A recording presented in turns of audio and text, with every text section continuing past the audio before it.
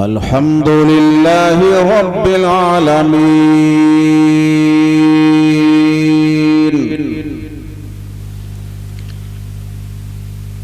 वस्सलातु वस्सलामु अला सय्यिदिल अंबिया'i वल मुरसलीन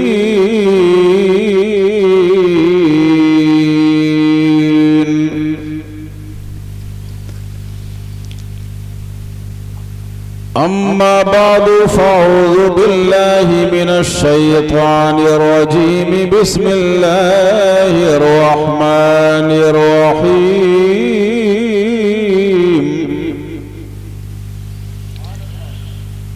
इन्ना अक्रमकुम इंदल्लाहि अत्क़ाकुम सदक़ल्लाहुल अज़ीम व बल्लगना रसूलुहुन नबियुल अमीनुल करीम व नहनु अला ज़ालिका लमिनश शाहिदीन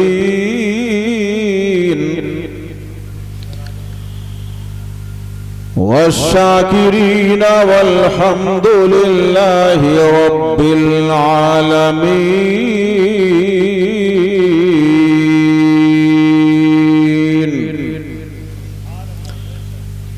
मुअज़्ज़ज़ हज़रात,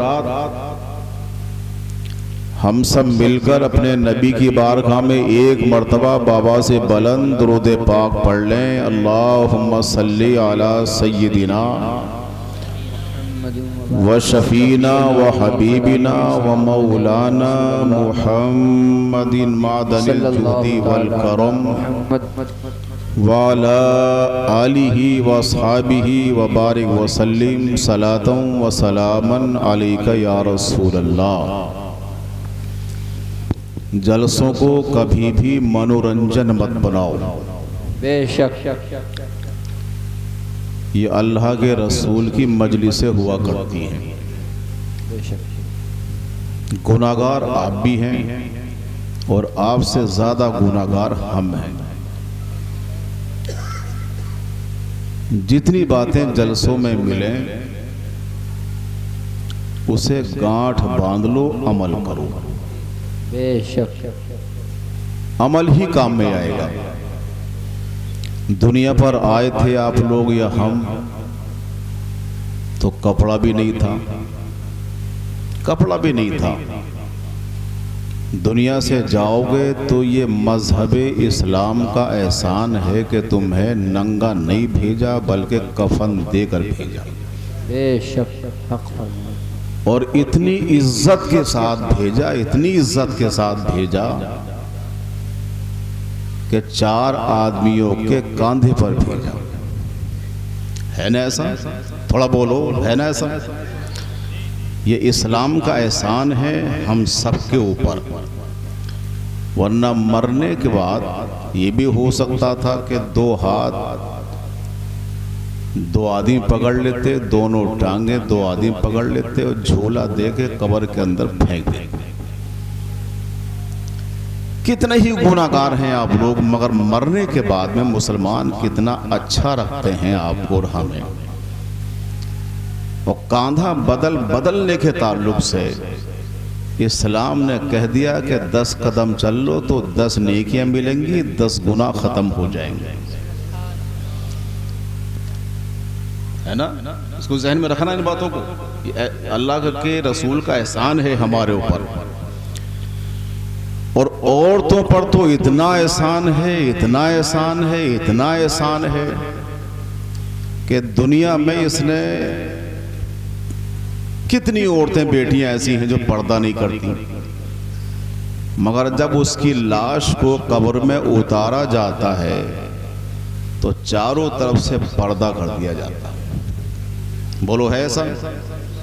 तो उस बहन को चाहिए कि मरने के बाद मुसलमान मेरी इज्जत कर रहे हैं, पर्दे के साथ कब्र में उतार रहे हैं,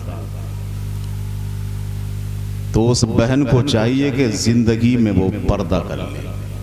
बेशक अपने रसूल को, अपने फातिमा को के रूह को अगर खुश करना चाहती है तो उसे अमल करना होगा। आपके जो इमाम साहब हैं हाफिज़ कारी मौलाना शान आलम साहब, हुस्न इत्तेफाक ये है कि ये मेरे शागिर्द, सुभान अल्लाह। इन्होंने जिद की कि नहीं आना ही है, तो मैं भी अपनी जिद पर अड़ गया कि मुझे भी आना। हाशिमपुर का नाम सुना था मैंने, करीब पाकबड़ा और ये समातल वगैरह में आया हूँ मैं। अल्लाह के फजल अजीम से आप लोगों के दीदार भी हो गए और बड़ी अच्छी तरीके से आप लोग सुन रहे हैं। बेशक। मैंने पहले कहा था मैं बड़ा गुनाहगार हूँ, सुबह से लेकर शाम तक पत्नी कितने गुनाह आप हम करते रहते हैं। अच्छा बनने की कोशिश करना। उस कमरे में मुझसे फरमाइश हुई थी कि नाते पाक के 2-3 शेर पढ़ लें। अब ये हमारे शायर साहब तो चले गए हैं, हाँ है, तो अब इनकी आवाज़ के सामने मुझ जैसा बड़ा बूढ़ा आदमी, और बड़े बूढ़े का आलम भी यह है कि आवाज़ उठाता हूँ तो मुझे कुर्सी से खुद ही उठना पड़ेगा। बन के खैरुल वरा, है क्या बात है, सुभान अल्लाह सुभान अल्लाह। यार पहले पिलाए तो हम भी पी लेते।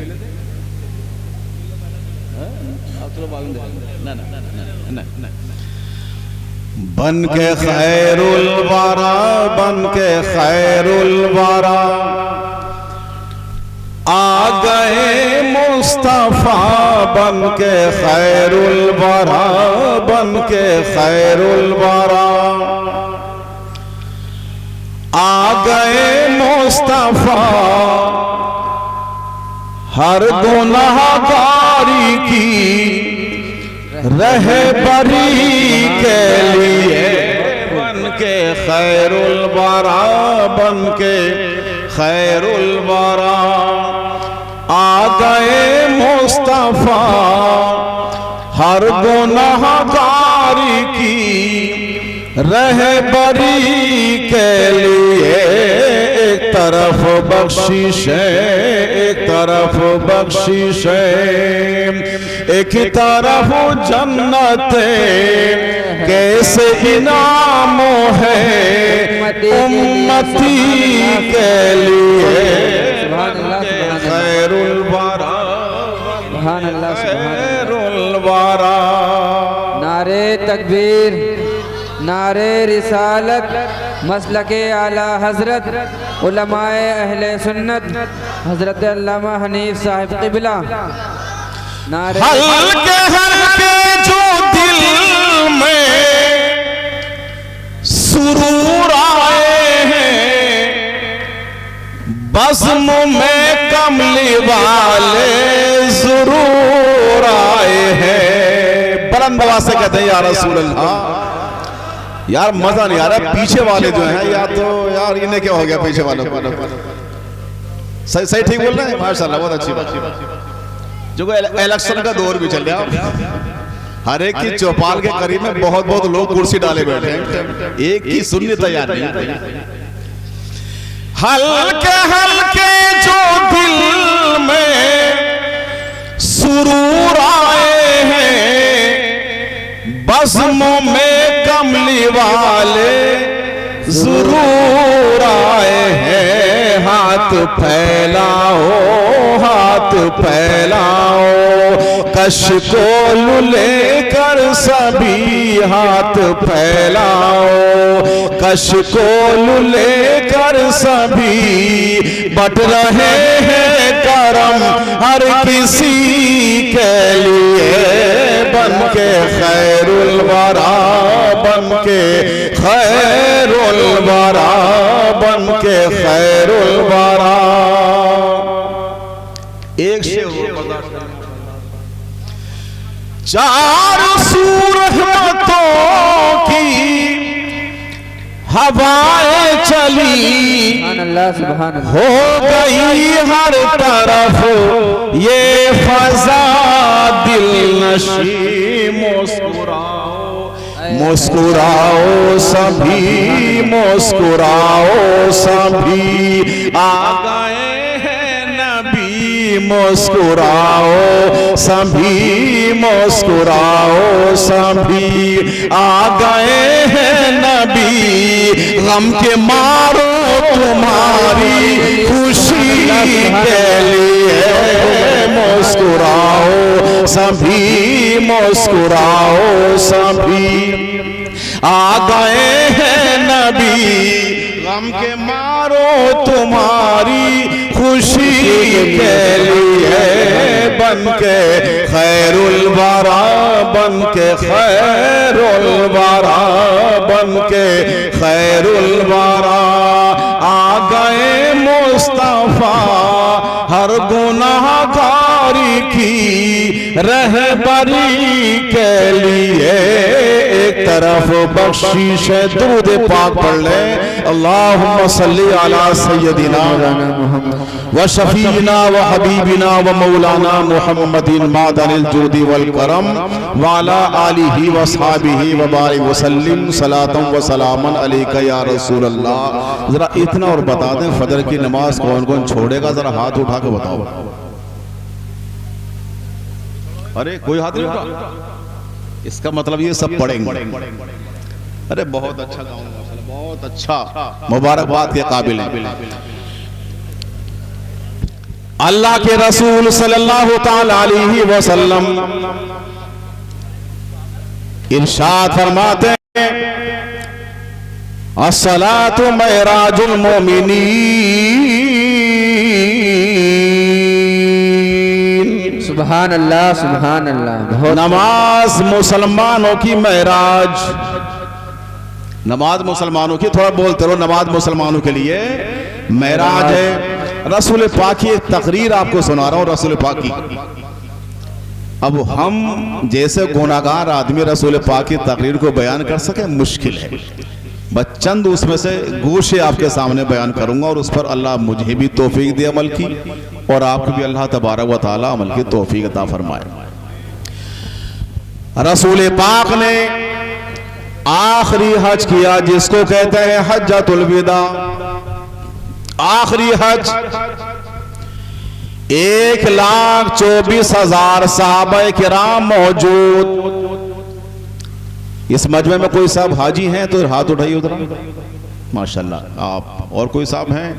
अरे वाह, 2 3 हाजी। अल्लाह, मेरी तो दुआ अल्लाह ताला सब कोई हाजी। अच्छा 4, माशाल्लाह 4 हाजी हैं, और मेरे ख्याल से 4 हज्जने भी हाजी होंगे। हाँ, और कुछ अल्लाह ताला के बारक में दुआ गो हूँ, अल्लाह ताला मेरे इन नौजवानों को जरूर हज करा दे। तो रसूल पाक सल्लल्लाहु ताला अलैहि वसल्लम के सामने 1,24,000 मकामी अरफात में 1,24,000 का मजमा, 1,24,000 का, सुनते रहना आप लोग, 1,24,000 का मजमा, जिसमें कुछ औरतें कुछ मर्द। रसूल पाक अपनी ऊँटनी पर बैठे हुए थे। इरशाद फरमाते हैं, मेरे सहाबा, मेरी बात को जरा गौर से सुनना। तो सहाबा किराम करीब में आ गए। इरशाद फरमाते हैं, मेरे रसूल, मेरे साहबा, कुछ बातों की मैं जमानत ले रहा हूं, अगर तुमने उस पर अमल कर लिया तो मैं भी तुम्हारे लिए जमानत लूंगा। जमानत लूंगा। तो अल्लाह के रसूल सल्लल्लाहु अलैहि वसल्लम के सामने 1,24,000 का मजमा है। अब हैरत की बात यह है कि मैं अगर लाउड स्पीकर से अगर मैं तकरीर कर रहा हूं तो इसकी आवाज 2-4 किलोमीटर तक जाएगी, और 1,24,000 का मजमा सामने, तो मेरे बस की बात नहीं है कि मैं अपनी आवाज उस मजमे के आखिर तक पहुंचा दूं। है कोई सूरत? नहीं, सूरत ये है ही नहीं। हमारी और आपकी आवाज नहीं पहुंच पाएगी। रसूल पाक के सामने ना तो लाउड स्पीकर है, ना इंटरनेट का दौर है, ना कुछ भी नहीं है। मेरे मुस्तफा इरशाद फरमाते, मेरे सहाबा करीब में आ जाओ। तो जितनी आवाज बिल्कुल करीब में थी, इतनी आवाज रसूल पाक के मजमे के आखिर पहुंच रही है। सुभान अल्लाह सुभान। अब यहाँ से अंदाजा लगाइए कि जब हम रसूल पाक की आवाज के बराबर ना हो सके तो रसूल पाक के बराबर कैसे हो सकते हैं? बहुत है ना? बाज लोग कहते हैं कि साहब रसूल हम जैसे यार तेरी अगर थूक की एक बूंद अगर मेरे चेहरे पर पड़ जाए तो 10 गालियां सुना दूं। अगर मुस्तफा का ये थूक अगर आपके मेरे पर चेहरे पर मेरे हाथ पर पड़ जाए तो हमारी तो तकदीर ही खुल जाएगी। मुस्तफा है मुस्तफा इरशाद फरमाते हैं, ए मेरे सहाबा सबसे पहली बात यह है अगर तुम्हारी माँ जिंदा हो, अगर तुम्हारे बाप जिंदा हो तो माँ की इज्जत कर लेना, अपने बाप की इज्जत कर लेना। सहाबा किराम अर्ज करते हैं या रसूल अल्लाह इसके बाद और भी कोई बात है? कि हाँ इसके बाद और भी बातें हैं। रसूल पाक फरमाते हैं सबसे पहले माँ बाप की इज्जत करना और दूसरी बात यह है कि तुम में से आज के बाद को भी शराब नहीं पिएगा। शराब नहीं पिएगा। तो सहाबा किराम अर्ज करते हैं या रसूल और आगे बता दीजिए। तो रसूल पाक फरमाते हैं कि आज के बाद में तुम्हें कुरान पाक की तिलावत जरूर करना है, जरूर कुरान पाक की तिलावत। सहाबा करते हैं या रसूल अल्लाह हम कुरान पाक की तिलावत करेंगे। उसके बाद मेरे मुस्तफा इरशाद फरमाते हैं ए मेरे सहाबा अगर तुम्हारे घरों में बीबियां हो और बेटियां हो तो बेटियों का हक अदा करना है, अपनी बीबी का हक अदा करना है। साहबा किराम अर्ज करते हैं या रसूल अल्लाह हम ये सब कुछ अदा कर लेंगे। उसके बाद इरशाद फरमाते हैं ए मेरे सहाबा आज के बाद में तुम में से कोई गलत काम नहीं करेगा। रसूल पाक की बारगाह में सहाबा अर्ज करते हैं या रसूल हम में से कोई गलत काम नहीं करेगा। अब उसके बाद आप देख लें रसूल पाक अभी थोड़ी सी तफसील में अब आ जाइए। अल्लाह के रसूल सल्लल्लाहु तआला अलैहि वसल्लम इरशाद फरमाते हैं ए मेरे सहाबा कि तुम्हारी माँ अगर जिंदा हो, अगर तुम्हारे बाप जिंदा हो तो माँ की इज्जत कर लेना, अपने बाप की इज्जत कर लेना। इसलिए कि माँ वो होती है जिसने अपनी छातियों से तुमको 2 साल बराबर दूध पिलाया था और 9 महीने अपने पेट में रखा था। अगर तुमने पेट के अंदर रहकर अगर तुमने हाथ नहीं हिलाए तो माँ के आंसू निकल जाया करते थे। अगर पाँव नहीं हिलाए तुमने तो तुम्हारी माँ तड़प कर रह जाती थी। और आज का दौर वो है फौरन अल्ट्रासाउंड के लिए चले जाते हैं कि अल्ट्रासाउंड कर दो, बच्चा कहीं मर तो नहीं गया है पेट के अंदर। माँ कितनी खिदमत कर रही है अपने बच्चे की, कितनी खिदमत कर रही है। और जिस दिन बच्चा पैदा होगा उसके बाद ये माँ है अगर चाहती तो चुटकियों के अंदर अपने बच्चे को मार सकती थी, एक गला ही तो दबाना था, ये सब कुछ कर सकती थी। मगर नहीं, ऐसा नहीं है। लाखों करोड़ों इंसान और रुपए देकर अगर आप उसके बच्चे को खरीदना चाहें तो देने के लिए तैयार नहीं हो सकती है। कतन भी अपना बाप अपने बच्चे को देने के लिए तैयार नहीं है। तो मुस्तफा जाने रहमत ने इरशाद फरमाया था ए मेरे सहाबा माँ को इज्जत दे देना। माँ जब बड़ी बूढ़ी तुम्हारी हो जाए, उसके चेहरे पर झुर्रियां आ जाए और बाप जो है उसके चेहरे पर झुर्रियां आ जाए तो बाप को सलाम करना है, माँ को सलाम करना है। ये माँ है, ये माँ है, इसका हक तुम अदा नहीं कर सकते। ये माँ हुआ करती है जिसने अपने छातियों से दूध पिलाया था तुम जैसे मुझ जैसे गुनाहगारों को। और उसके बाद में अपनी गोद में लेने के बाद में माँ ने कहा था ए मालिक मौला इलाहुल आलमीन मेरे बच्चे को सेहत अता फरमा दे, मेरा बच्चा बीमार हो चुका है। कैसे कैसे हालात हैं। मगर जब बेटा जवान हुआ तो माँ को गालियां दे रहा है, बेटा जवान हुआ तो बाप को ठोकरें मार रहा है, बेटा जवान हुआ तो अपनी बीवी को तो अच्छा लुकमा खिला रहा है, बेटा जवान हुआ तो माँ को पानी पिलाने के लिए तैयार नहीं है, अपने बाप को पानी पिलाने के लिए तैयार नहीं है। मेरे नौजवानों मैं आपसे अर्ज कर रहा हूँ अगर तुमने अपनी माँ की इज्जत कर ली और तुमने अपने बाप की इज्जत कर ली, अगर तुमसे तुम्हारी माँ राजी हो गई और बाप राजी हो गए तो मैं समझता हूँ रसूल राजी हो जाएंगे और रसूल राजी तो मेरा खुदा राजी हो जाएगा। और जब खुदा और रसूल राजी तो की मोहम्मद से वफा तूने तो हम तेरे हैं, ये जहां चीज का है लो कलम नारे तकबीर नारे रिसालत उलमाए अहले सुन्नत मसला के आला हज़रत जश्न ईद मिलादुन नबी कॉन्फ्रेंस अज़मत वालिदैन नारे तकबीर नारे रिसालत। बहुत खूब, बहुत खूब। नौजवानों, अपनी माँ को कम मत समझना, अपने बाप को कम मत समझना। तुम चाहे कैसे ही मालदार हो गए हो, ये माँ की दुआओं का असर है, ये बाप के दुआओं का असर है। आप किसी के मुरीद हो गए तो उस पीर से दुआएं लोगे तो पैसा देकर लोगे, पैसा देकर लिफाफा दोगे, पीर साहब जेब में रखेंगे, उसके बाद आपके लिए दुआ दी जाएगी। मगर माँ बगैर पैसे के दुआ कर रही है, माँ बगैर पैसे के दुआ कर रही है, बाप बगैर पैसे के दुआ कर रहा है। बेटा जब बाहर जाता है, बहुत बाहर चला गया, उसके बाद रात के 2-2 बजे आता है, तुमने अपने घर में नौकर रख लिया है, कोई बात दरवाजा खोलने के लिए नौकर रखा गया है, मगर वो नौकर वो है, तुम 10 मरतबा भी आवाज दोगे तब जाने के बाद उठकर आएगा।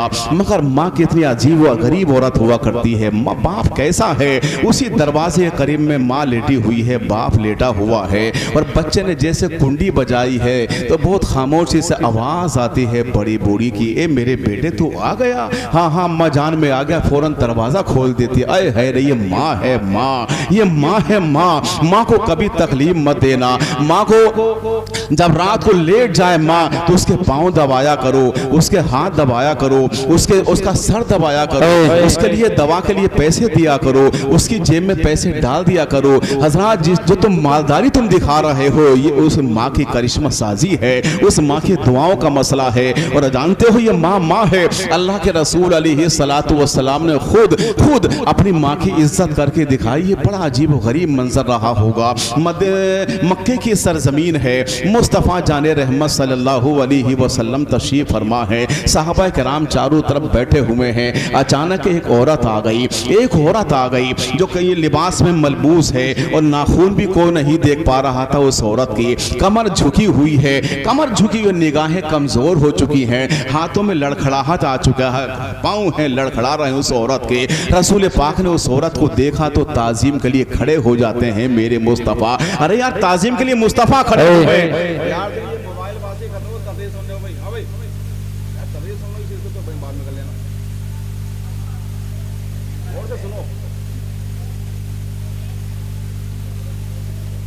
वो बना रहे हैं, उसे ले लेना सुकून के साथ में। ये मौके बार बार नहीं आते बेटे। तुमसे काम लेना है। तुम आने वाले दौर को सिपाही हो तुम। तो मेरे मुस्तफ़ा सल्लल्लाहु ताला अलैहि वसल्लम ताजीम के लिए खड़े हो गए, ताजीम के लिए। उसके बाद अपनी चादर उतारते हैं जो काली कमली कहलाती है। काली कमली कितनी बरकत वाली काली कमली है। उस काली कमली को अपने उतारा और उतारने के बाद में जमीन पर बिछा देते हैं और आवाज देते हैं, माँ, ए मेरी माँ, ए मेरी माँ, 2 कदम मेरी चादर पर रख दो ताकि मेरी चादर बरकत वाली हो जाए, सुभान अल्लाह, बरकत वाली हो जाए। मैं आपसे सवाल कर रहा हूँ, आप लोगों से, हाशिमपुर के लोगों से सवाल कर रहा हूँ। मुस्तफ़ा का साफा है वो बरकत वाला है, मुस्तफ़ा का लिबास है वो बरकत वाला है। लिबास तो बहुत बड़ी चीज़ है, जिसको हम चप्पल बोलते हैं, नाले ने मुक़द्दस रसूल पाक की जूतियाँ, ये बड़ी बरकत वाली हैं। हमें अगर सर पर रखने को मिल जाए तो हम ताजदार बादशाह अपने टाइम के हो जाएंगे। मुस्तफ़ा अपनी चादर को बिछाकर इरशाद फरमाते हैं, माँ 2 कदम रख दो ताकि मेरी चादर बरकत वाली हो जाए। माँ बैठ जाती है, थोड़ी देर बैठी,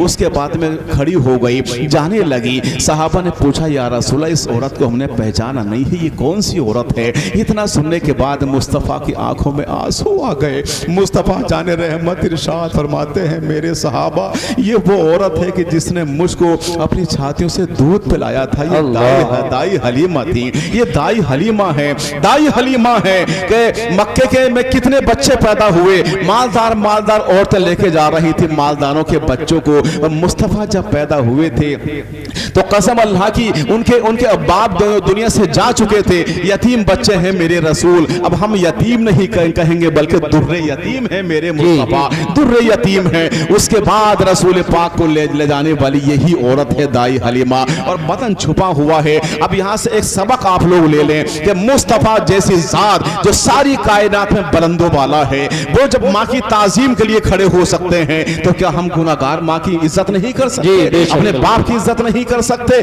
हमें करना चाहिए। माँ को सलाम कर लो, अपने बाप को सलाम कर लो। अगर माँ को सलाम करने के बाद तुम्हारी माँ ने जवाब दे दिया तो तुम्हारी मेराज हो जाएगी। नौजवानों, तुम्हारी मेराज हो जाएगी। तुमसे रसूल राजी हो जाएंगे, तुमसे मेरा मुस्तफा राजी हो जाएगा, तुमसे तुम्हारा खुदा राजी हो जाएगा। और खास तौर से नौजवान सुन ले, अपनी औलाद से अगर तुम अपनी इज्जत कराना चाहते हो, अपनी इज्जत, तो अपने औलाद के सामने अपनी माँ की इज्जत करना शुरू कर दो, अपने बाप की इज्जत करना शुरू कर दो। अगर तुम्हारी औलाद जब सीखेगी, जब तुम बड़े बूढ़े होगे, तो जब घर में दाखिल होगे तो छोटे बच्चे तुम्हें सलाम करेंगे, छोटे बच्चे तुमको तुम्हारी इज्जत करेंगे। कौन आ रहा है? मेरा बाप आ रहा है। ये बच्चों की कमी नहीं है, बल्कि अदब सिखाया हमने नहीं है, हम नहीं सिखा रहे हैं। अपने बच्चों के सामने, अपनी बीवी के सामने हम अपनी माँ की इज्जत नहीं कर पा रहे हैं। माँ बीवी एक लेके चार चढ़ा रही है और बातें लगा रही है, बेटा अपनी माँ को गालियां बक रहा है। आज आप देख लें, अखबारात को पढ़ लीजिए और ये सोशल मीडिया के अंदर पढ़ लीजिए, कितने नौजवानों ने अपनी माँ की गर्दन काट दी, कितने नौजवानों ने अपने बाप की गर्दन काट दी। नौजवान, तुम क्या समझ रहे हो? ये माँ राशि है तो मरने के टाइम पर तुम्हें कलमा नसीब होगा। ये माँ राशि है तो मरने के टाइम पर तुम्हारी जुबान पर आएगा ला इलाहा इल्लल्लाह मुहम्मदुर रसूलुल्लाह। और जब तुम्हारी जुबान पर मरते टाइम पर कलमा शरीफ आ गया तो मुस्तफा फरमाते हैं, जिस मुसलमान ने मरते टाइम पर कलमा पढ़ लिया तो जान लो वो दोस्त नहीं होगा बल्कि जन्नत का नमूना का। नारे तकबीर, नारे रिसालत, उलमाए अहले सुन्नत, मसला के आला हजरत, सरकार की आमद, आका की आमद, दाता की आमद। नारे तकबीर, नारे रिसालत। सुभान मुस्तफा मुस्तफा है।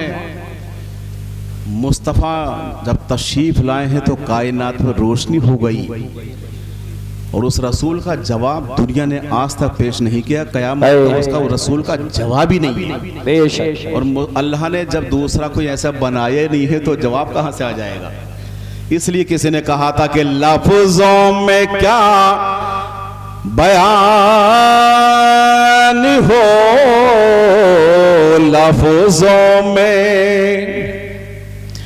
लफ्जों में क्या बयान हो, हकीकत रसूलों की, हकीकत रसूलों की।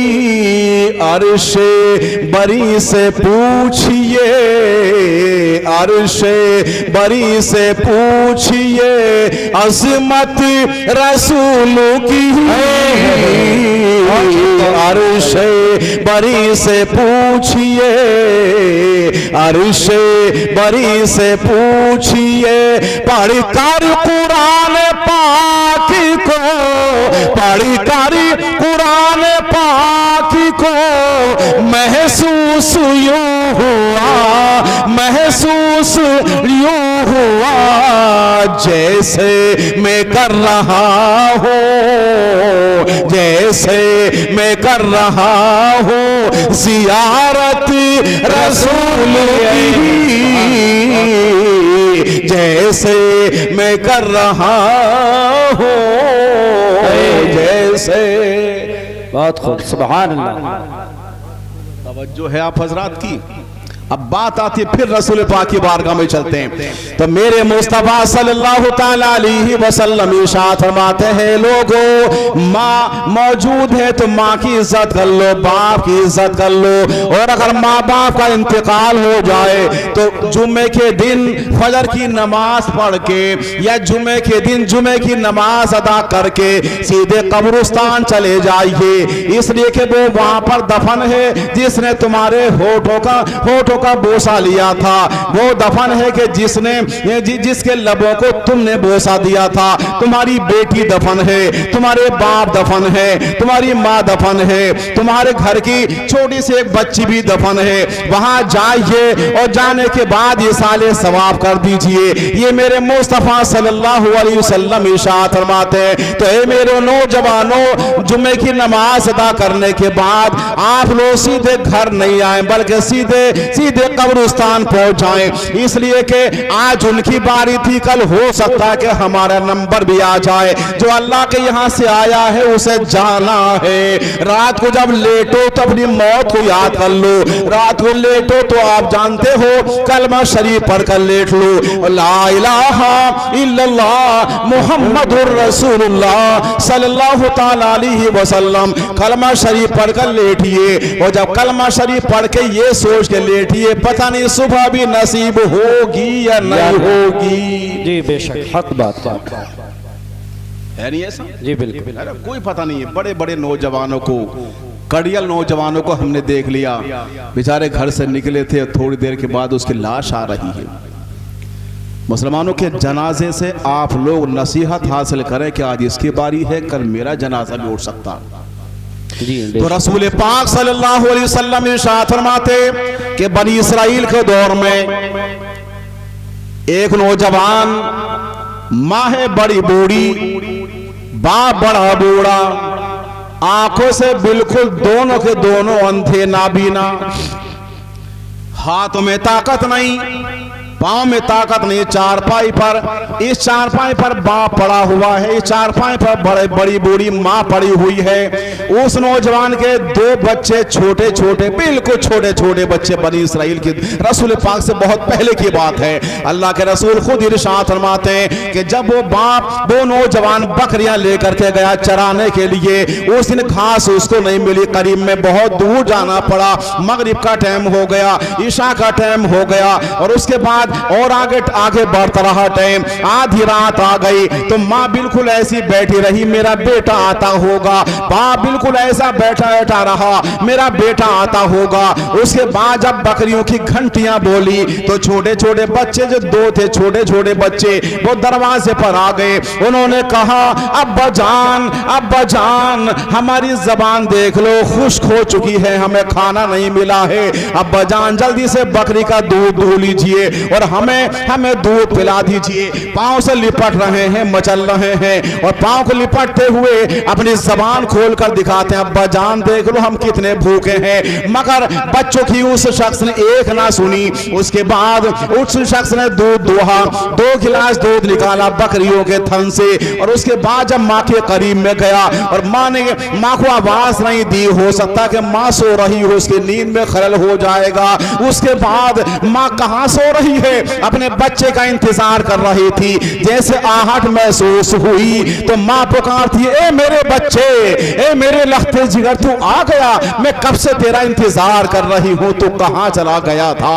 उस नौजवान ने कहा था, अम्मा जान आज पूरे दिन मेरी बकरियों को घास नहीं मिली थी, करीब में बहुत दूर जाना था। अम्मा जान दुआ कर दो। उसके बाद में ये दोनों गिलास, एक गिलास माँ के हाथ में दे दिया, दूसरा गिलास बाप के हाथ में दे दिया, और दोनों बच्चे अभी मचलते रहे, पांव पकड़ कर रो रहे हैं, अब्बा जान हम कितने भूखे हैं, पेट अंदर जा चुका है, जुबानें खुश्क हो चुकी हैं, अब्बा जान थोड़ा सा दूध हमें पिला दो, हमें भूख ज्यादा लग रही है।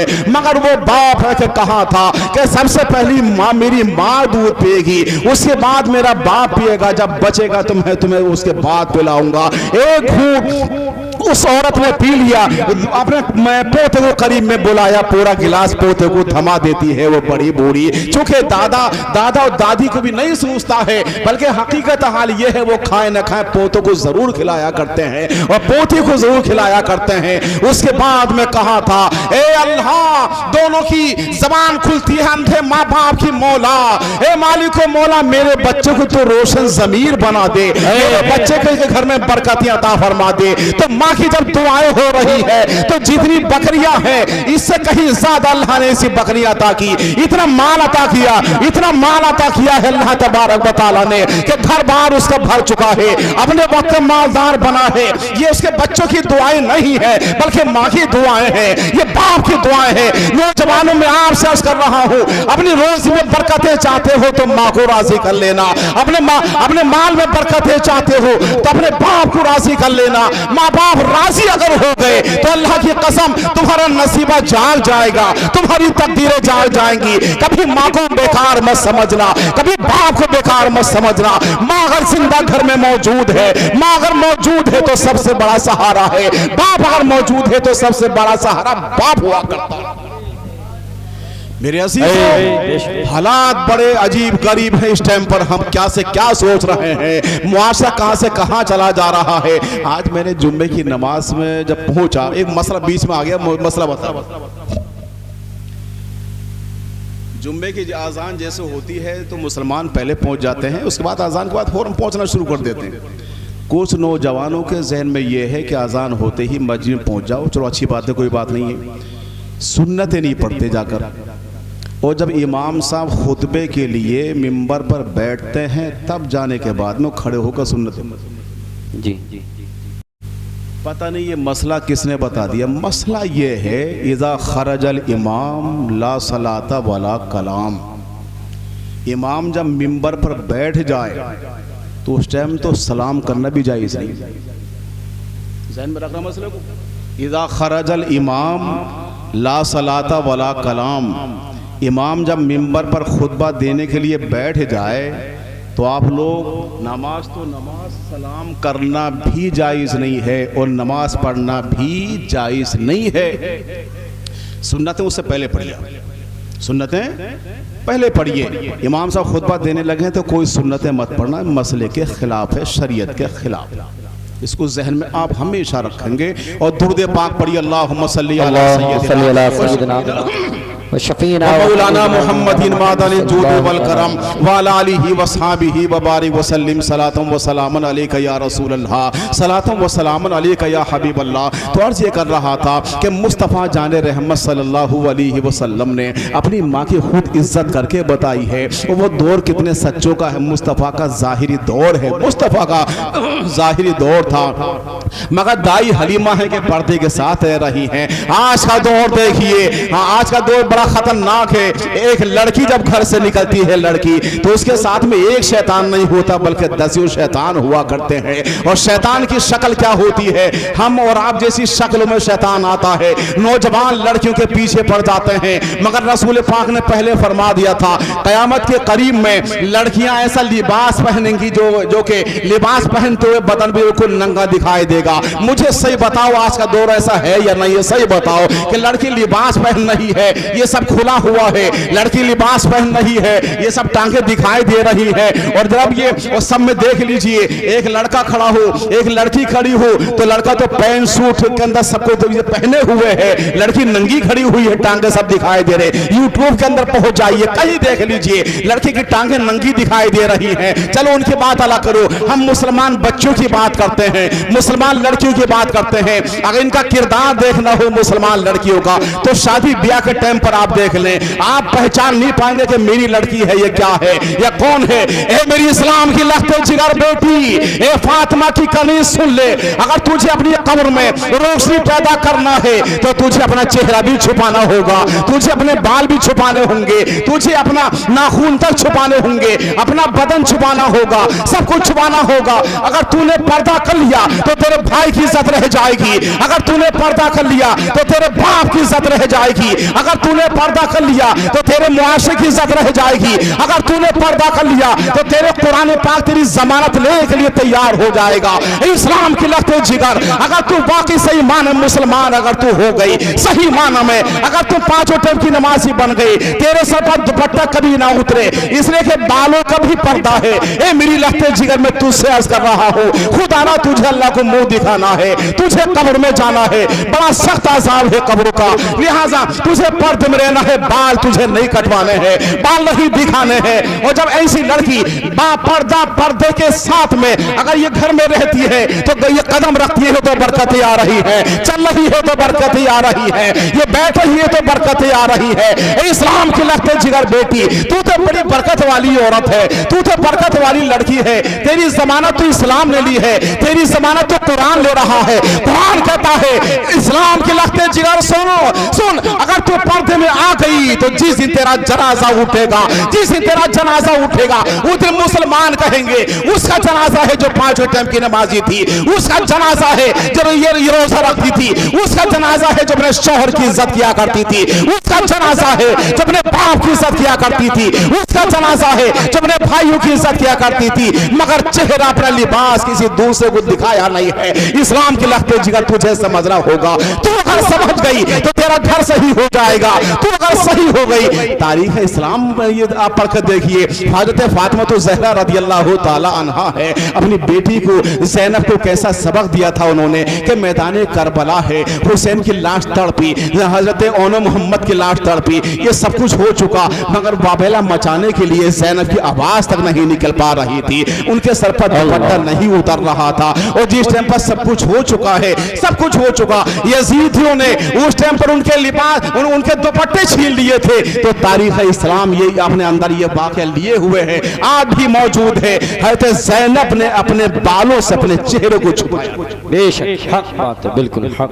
अपने बालों से, अब जब दुपट्टा है ही नहीं तो अब क्या करें अब, मगर चेहरा दिखाने के लिए तैयार नहीं है। मेरी बेटी तू इस्लाम की मुजाहिदा है, मेरी लख्ते जिगर तुझसे बड़ी उम्मीदें वाबस्ता हैं, तू कभी ये गलत काम मत करना, तू पर्दे के साथ रहना। तू जब पर्दे में रह गई तो तेरा बाप भी बल्ली उछलने के लिए तैयार हो जाएगा। और तू कभी नमाज मत छोड़ना, जैसे अजान का टाइम आ जाए फौरन नमाज के लिए तैयार हो जाना। मुअज्जिन पुकारता रहेगा मस्जिद के अंदर, हय्या अला सलाह,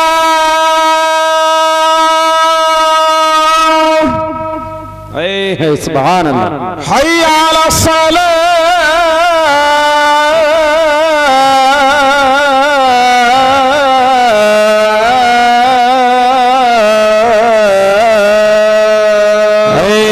सुभान अल्लाह, सुभान अल्लाह। बहुत खूब। अजान की आवाज आएगी तो लोग अपना काम छोड़ देना, मेरी बेटी अपना काम छोड़ देना, अजान का जवाब देना है। उस टाइम पर सारे शैतान उस टाइम पर सब भाग जाते हैं जब अजानें होती है। 36 मील दूर शैतान चला जाता है, 36 मील। और इसी वजह से हम कब्र के करीब में खड़े होने के बाद में अजान पढ़ते हैं कि कब्र के अंदर ये नालायक जो है, बदतरीन जो इब्लीस है, ये कब्र के अंदर जाता है। उधर कहता है, और फरिश्ता कहता है, मर रब्बु का, तेरा रब कौन है? ना तो माँ साथ गई थी कब्र में, ना बीबी साथ गई थी, कोई भी तो साथ नहीं था, मगर ये कहता है तू मुझे अपना अल्लाह कह दे, मैं तुझे पानी पिलाने के लिए तैयार हूँ। मगर जैसे अजान होती है, एक दलील दे रहा हूँ आप लोगों को, सबूत दे रहा हूँ, जैसे अजान जब कब्र पर पड़ी जाएगी तो उसके बाद में शैतान 36 मील दूर चला जाएगा, भाग जाएगा, आसानी से सवाल के जवाब भी हो जाएंगे। और मैं तो समझता हूँ अल्लाह ताला मुझे भी और आपको भी ऐसी रात के अंदर, ऐसे दिन के अंदर मौत अता फरमाए जिसके अंदर सवाल का मसला ही ना हो। जुम्मरात की शब है, जुम्मे की शब है, इसमें जो मरता है इससे सवाल नहीं होते।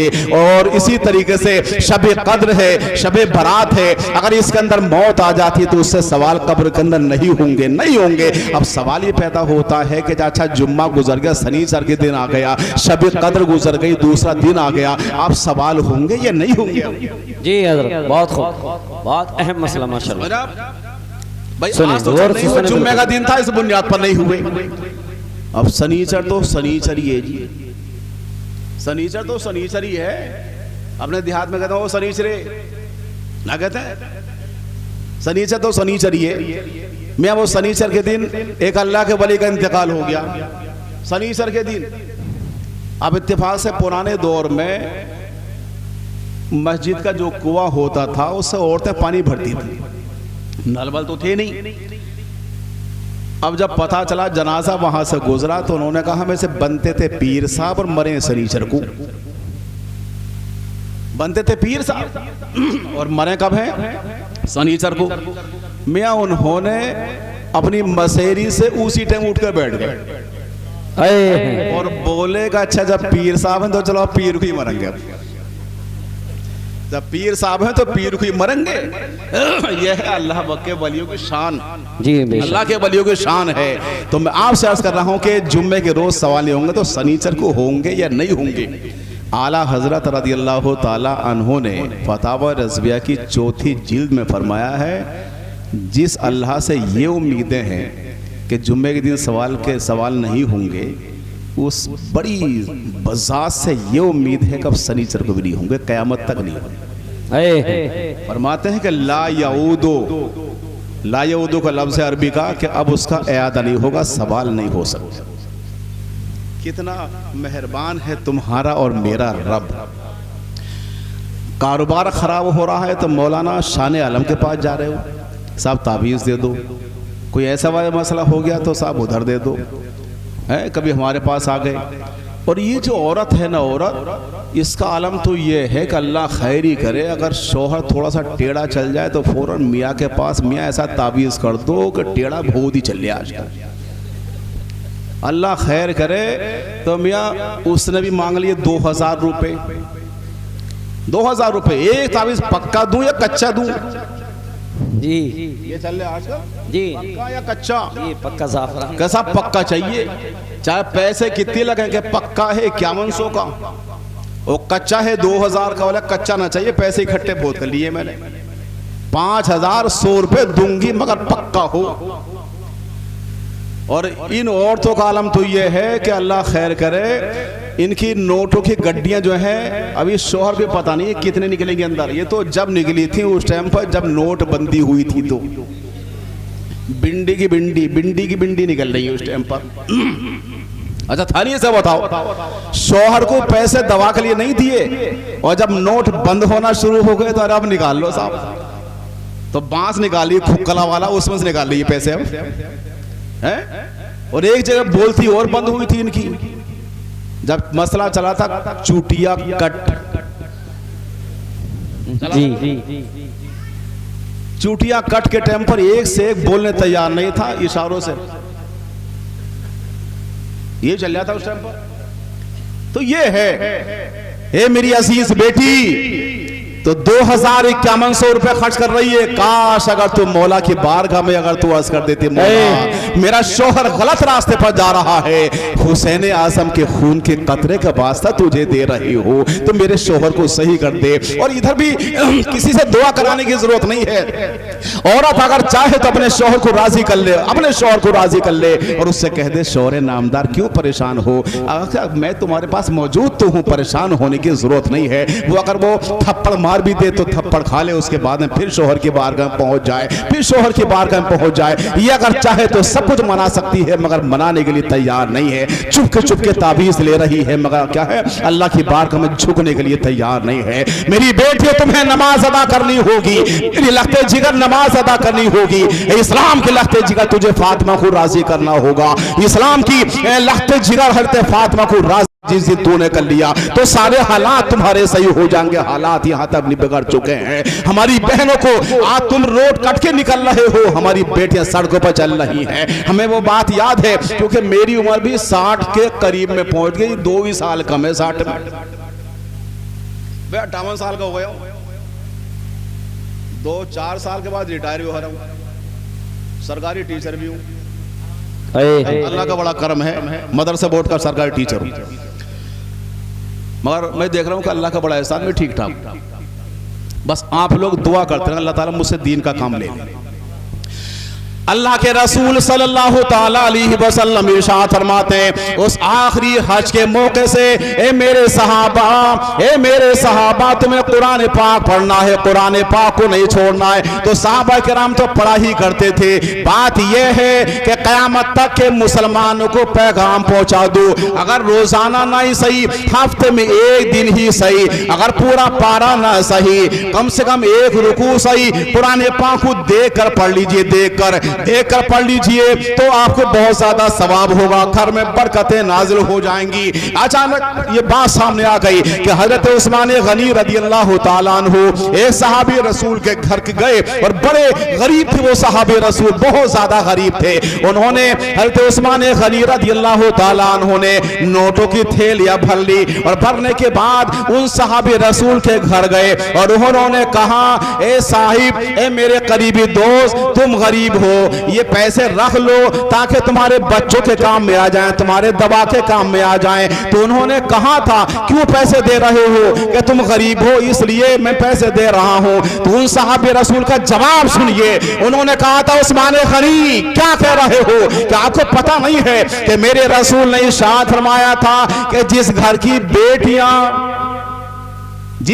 बेटियां ईशा के बाद सूरे वाक़या 27 में पारे सूरे रहमान के बाद में वही सूरत है कि जिसकी बेटियां रात को ईशा की नमाज पढ़ने के बाद में अगर सूरे वाक़या की तिलावत करती हैं उनके घर में कभी फाका नहीं हो सकता। सुभान अल्लाह, सुभान अल्लाह, सुभान अल्लाह, बहुत खूब, नहीं हो सकता। आज हमारी बेटियां कुरान कुछ भी पढ़ने के लिए तैयार नहीं है, और अगर पढ़ रही है तो बड़ी खुशी की बात है, नमाज पढ़ रही है तो बड़ी खुशी की है। मुस्तफा जाने रहमत भी उस टाइम पर अपनी आंखों से आंसू निकाल कर रोया करते थे। इसी बुनियाद पर इमाम अहले सुन्नत फाजिल बरेलवी ने कहा था कि अल्लाह क्या जहन्नम में,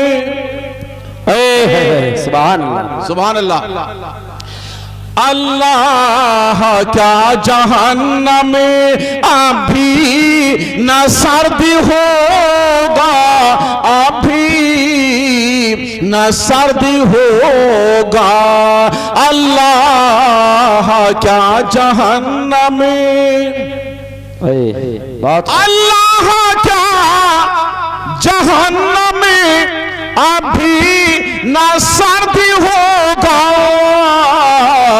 और रो रो के मुस्तफा ने दरिया बहा दिए, दरिया तकबीर नारे रिसालत, उलमाए अहले सुन्नत मसला के आला हजरत है अल्लामा हनीफ साहिब किबला, नारे तकबीर नारे रिसालत, उनकी महक ने दिल के,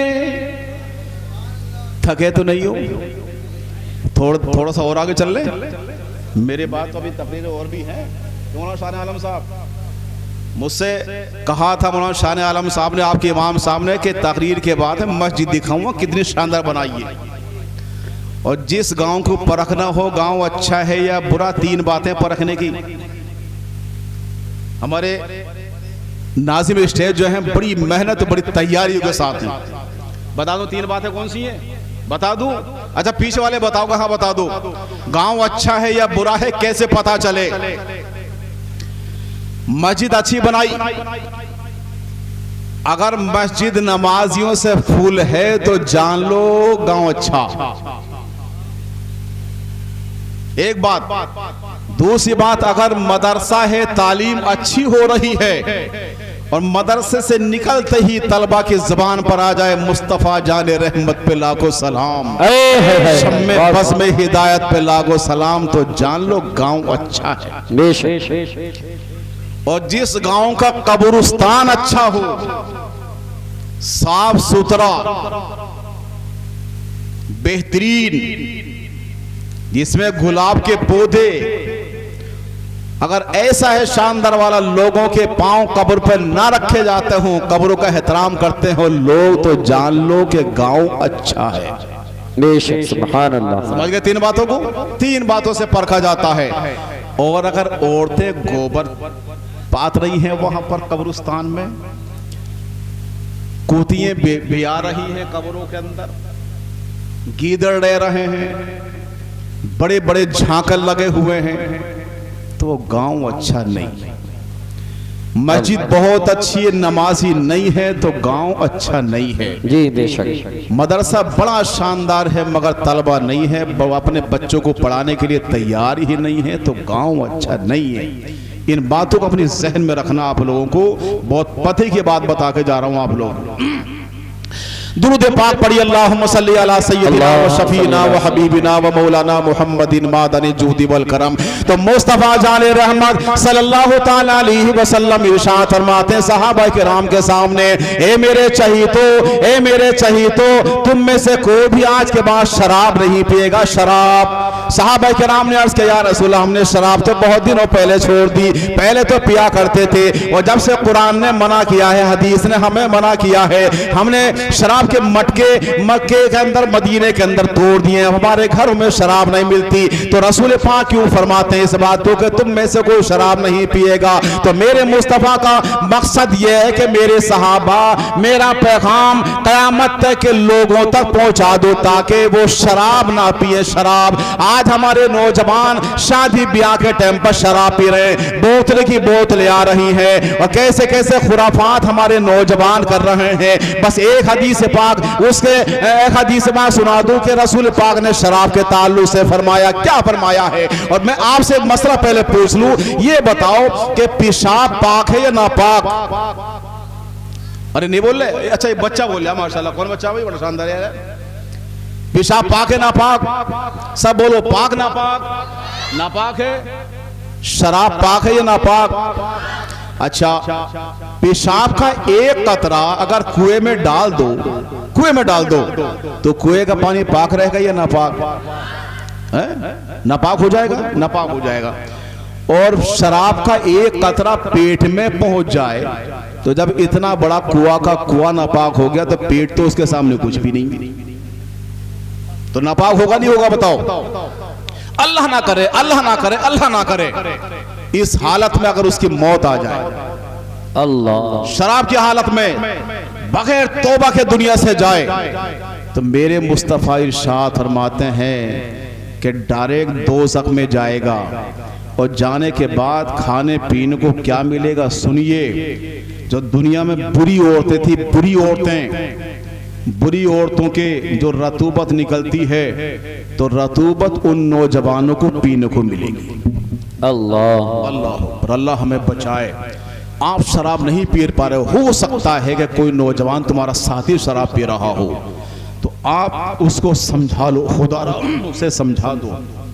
रात में चारपाई पर लेटने के बाद में वो कम से कम अल्लाह की बारगाह में तौबा कर ले, मौला मुझसे बड़े गुनाह हुए हैं, बहुत गुनाह हुए हैं, और ख़ास तौर से ये शराब मैंने नहीं छोड़ी थी, आज मुझे पता चला है अल्लाह, हे अल्लाह। तो मैं आपसे अर्ज़ कर रहा हूँ कि आप हजरात अपने नौजवान साथियों को ज़रूर समझा देना, शराब कितनी बुरी चीज़ है, बहुत बुरी चीज़ है। जब दोनों की दोनों नापाक है, तो अब ये देखना है कि बुरा दोनों में कौन है। शराब बुरी है या पेशाब?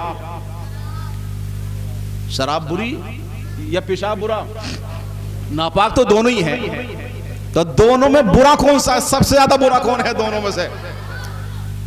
शराब। बच्चे बहुत सही जवाब दे रहे हैं, बहुत सही जवाब दे रहे हैं कि शराब बुरी। क्यों? कि अगर पेशाब पियोगे तो आपको नशा नहीं आएगा, शराब पियोगे तो उसमें नशा भी आएगा। और बच्चे तो बड़े अच्छे होते हैं। राजस्थान में चित्तौड़गढ़ एक जिला है, सुना होगा आप लोगों ने, चित्तौड़गढ़। वहां मैं जलसे में तकरीर कर रहा था, मैंने पूछा सबसे पहले ही, ये बताओ हमारे रसूल कहां पैदा हुए? मैं एक भी ना बोला, बड़े से बड़े, बड़े बूढ़े भी नहीं बोले। अच्छा, मैंने कोई तो बताओ हमारे रसूल कहां पैदा हुए? तो एक तालिब इल्म हाफिज जी, वो बेचारा छोटा सा बच्चा खड़ा हो गया, उसने कहा कि मक्के में। मक्के में?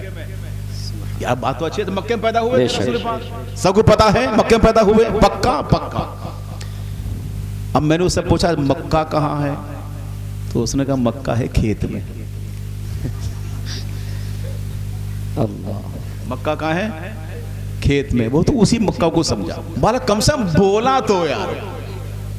बड़े बड़े लोगों की बोलती है बंद है, और ये लतीफा नहीं है, मेरे साथ में खुद गुजरा है ये, तो मुझे बड़ा अच्छा लगा। छोटा सा बच्चा है, छोटे से लब हैं, उसने कहा था कि मौलवी साहब रसूल पाक मक्के में पैदा हुए थे। मक्का कहाँ है? खेत में है, खेत में। मैंने बेटा खेत में नहीं है, मक्का एक शहर है जो मुल्क अरब में आता है, मुल्क अरब में। तो उसके बाद बड़ा शानदार लगा, लोगों ने उसको हाथ में उठा लिया, गोद में उठा रहे थे उस बच्चे को। हिम्मत देखी उस बच्चे की। इस लिहाज से बच्चे ऐसा घर में होना चाहिए। बच्चा जब माँ से इजाजत लेने के बाद में जब ये नमाज पढ़ने के लिए जाएगा, तो कितना अच्छा लग रहा होगा, कितना शानदार बच्चा लगता है। एक बच्चा हमें हदीस पाक में मिलता है, उस बच्चे का नाम अबू हुज़ैफा है। अबू हुज़ैफा उसने अपनी अम्मा जान से कहा था, अम्मा जान आज मगरिब की नमाज अदा करने के लिए मैं जा रहा हूँ रसूल पाक के पीछे नमाज अदा करने।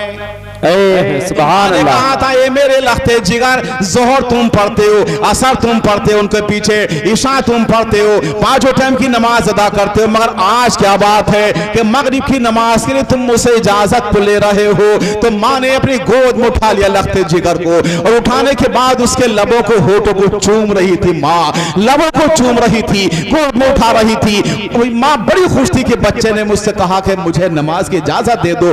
आज कहां बच्चे नमाज अदा कर रहे हैं। 7 साल की उम्र जब बच्चों की हो जाए, 7 साल की उम्र, तो बच्चों को बिल्कुल नमाज तो उसे सिखा देना चाहिए। अपने वक्त आप चाहे वकील है, चाहे जज है, चाहे कुछ भी है, ठीक है, मगर सबसे पहले तुम्हारे घर में इस्लाम पढ़ना चाहिए, इस्लामी नमूना होना चाहिए। तुम्हारा बच्चा सही तौर से तुमको अस्सलाम वालेकुम व रहमतुल्लाह कह दे, ऐसा बच्चा होना चाहिए। सुबह को उठने के बाद में कुरान पाक, जज अपने टाइम का बहुत बड़ा हुआ करता है, बहुत बड़ा, मगर यही जज उस टाइम पर अगर वो कुरान पाक की तिलावत कर ले, कुरान पाक की तिलावत करते करते कितना शानदार लगेगा। इतना बड़ा अफसर जो कुरान पाक की तिलावत करता अच्छा लगता है। उसके बाद में मुस्तफा जान रहमत सल्लल्लाहु अलैहि वसल्लम की बारगाह में चला जाता है, मुअज्जिन की आवाज आ जाती है वहां पर मस्जिद नबी से। उसके बाद में नमाज के लिए खड़ा हो जाता है। रसूल पाक ने 3 रकातें नमाज अदा करा दी। रसूल पाक के बाद में इन सहाबा किराम ने सुन्नतें पढ़ी, नफल पढ़ लिए। रसूल पाक के पीछे बच्चा बैठ जाता है। रसूल पाक अलैहिस्सलातु वस्सलाम ने उस बच्चे से कुछ नहीं पूछा, नमाज पर नमाज पढ़ते चले जा रहे हैं। ईशा का टाइम हो गया तो अपने घर में दाखिल हो गए। उस बच्चा अपने दिल को महसूस कर रह जाता है।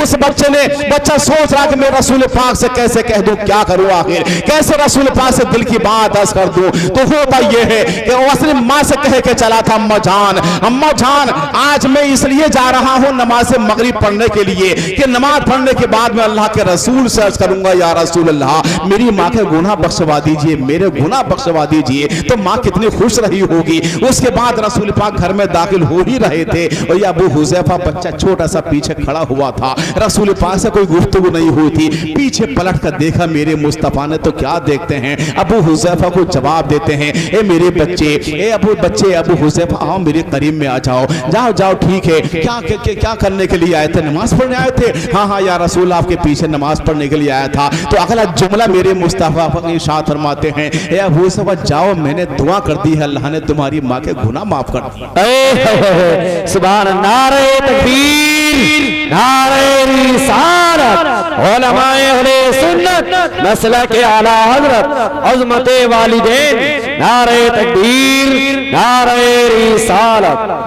सुभान अल्लाह। ए मेरे बच्चे, मैंने दुआ कर दी। तो लोग कहते हैं रसूल पाक को इल्म गैब नहीं है, दीवारों के पीछे तक का पता नहीं है, उन्हें सोचना पड़ेगा आखिर क्या है। अपने आप का कयास करते हो रसूल पाक पर। रसूल पाक तो वो ज़ात है कि अल्लाह ने कायनात को ही पैदा किया है। रसूल पाक के सदक़े में मुस्तफ़ा नहीं होते तो लबो लहजा नहीं होता, मुस्तफ़ा नहीं होते तो हम तुम नहीं होते। नारे तकबीर, नारे रिसालत, नारे रिसालत, उलमाए अहले सुन्नत, हुजूर सैयद ज़मान मियां साहिब क़िबला, हुजूर सैयद ज़मान मियां साहिब क़िबला, नारे तकबीर, नारे रिसालत।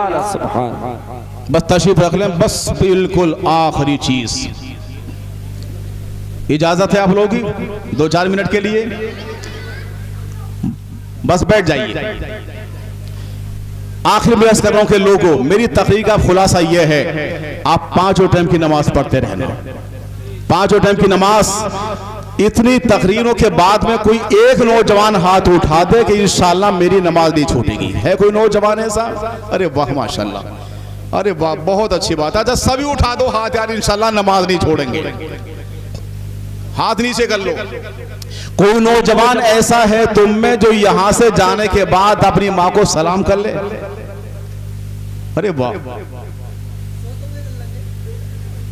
कोई बात नहीं, अच्छी बात, बहुत अच्छी बात है। अच्छी बात है। अल्लाह ताला माँ को सलाम करने के लिए तुम्हें तौफीक अता फरमाए, वो सलाम अल्लाह के बारगाह में कबूल भी हो जाए, बड़ी खुशी बात है। हाँ, बहुत खुशी बात है। शराब मत पीना, जिना मत करना, बुरे काम मत करना। जिना पलट कर आया करता, जिना पलट कर आया करता है। तुमने अगर किसी लड़की के जानिब अगर निगाह बद कर ली तो तुम्हारे घर के अंदर भी लड़कियां मौजूद हैं।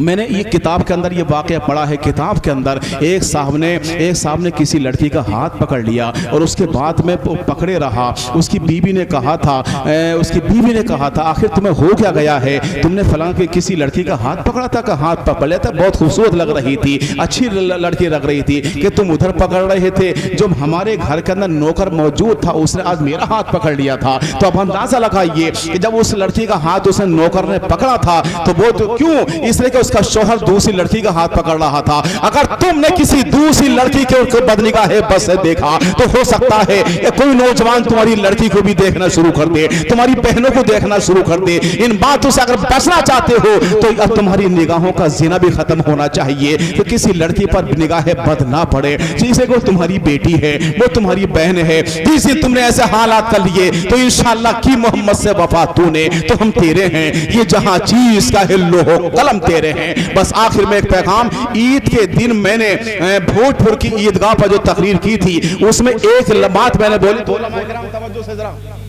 मैंने कहा था लोगों हर चीज महंगाई की है आज के दौर में, हर चीज की महंगाई है, हर चीज की महंगाई है। अपने इमामों की मुदर्रिसीन की तनख्वाहें बढ़ाओ। अमर उजाला ने इस खबर को 2 दिन बराबर छापा और इसके अच्छे नताइज भी निकले। तो कोई ऐसा ना हो कि 5000 से काम चलाता हो, इसलिए कि हमारे घर में अगर एक मेहमान आ जाता है तो कुछ ना करने पर 500 का नोट खर्च हो जाता है, 500 का नोट। उलमा आपकी निगाहों के महबर हैं, उलमा किराम हमारे सरों के ताज हैं, इनका हमेशा ख्याल रखना, इनकी बदगोई मत करना, कहीं ऐसा ना हो कि अल्लाह के यहाँ पर तुम्हारे पास कोई जवाब ना हो। इस बात का ख्याल करना। अस्सलाम वालेकुम।